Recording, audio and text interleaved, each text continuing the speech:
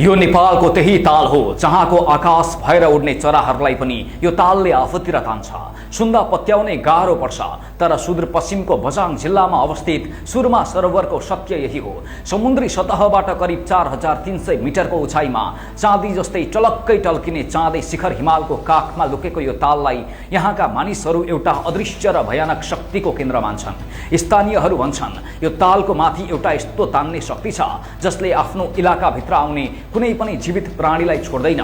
यदि कुनै चरा भुलवश पनि यो तालको ठिक माथिको आकाशमा पुग्यो भने त्यसले आफ्नो पखेटा चलाउन सक्दैन।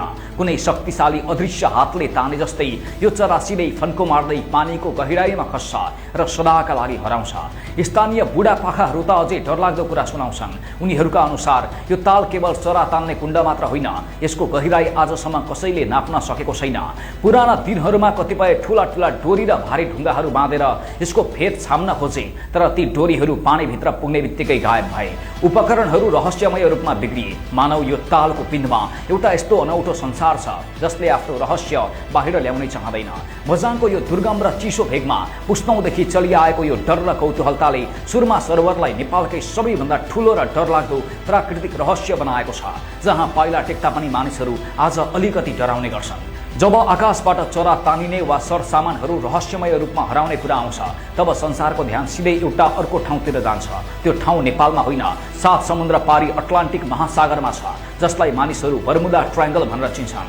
यो समुद्रको यस्तो खतरनाक र डरलाग्दो क्षेत्र हो जहाँ संसारका ठूला वैज्ञानिक र आधुनिक प्रविधिले पनि हार मानेका छन्। इतिहास हेर्ने हो भने यो ठाउँबाट सयौं ठूला पानीका जहाजहरू र कैयौं उडिरहेका हवाईजहाजहरू अचानक गायब भएका छन्। सबैभन्दा अचम्मको र आङ सिरिङ्ग हुने कुरा के छ भने ती हराएका जहाज वा विमानका टुक्राहरू र त्यसमा सवार मानिसहरू आजसम्म कहिल्यै फेला परेनन्। तिनीहरू कहाँ गए कसैलाई थाहा छैन।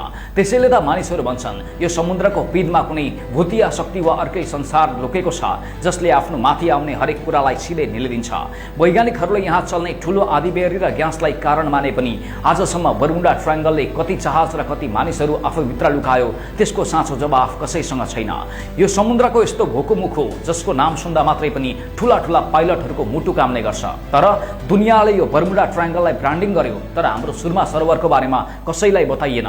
किन बर्मुडा ट्रायंगललाई मात्रै शक्तिशाली मानियो? हाम्रो सुरमा सरोवरको शक्तिलाई किन देखाइएन? आधुनिक विज्ञानले कुनै भूत प्रेत वा जादुको शक्ति छ भन्ने कुरालाई मान्दैन।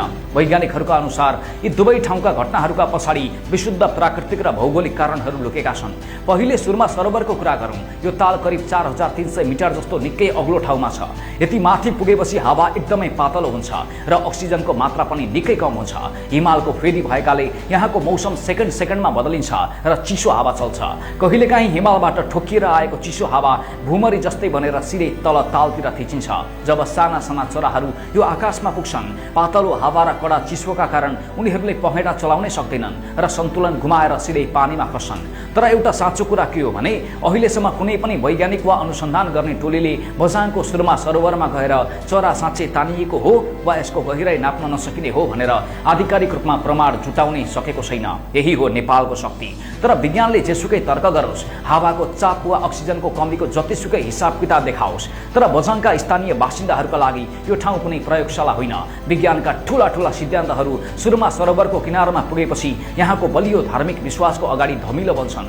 स्थानीय मानिसहरूका लागि यो ताल केवल पानी जमेको कुण्ड मात्र होइन, यो साक्षात सुरमा भवानी अर्थात् जलदेवीको पवित्र र जादुई दरबार हो। हवस् त, यस्तै खोजमूलक भिडियोका लागि ध्रुवस टिभी हेर्दै गर्नुहोला। नमस्ते।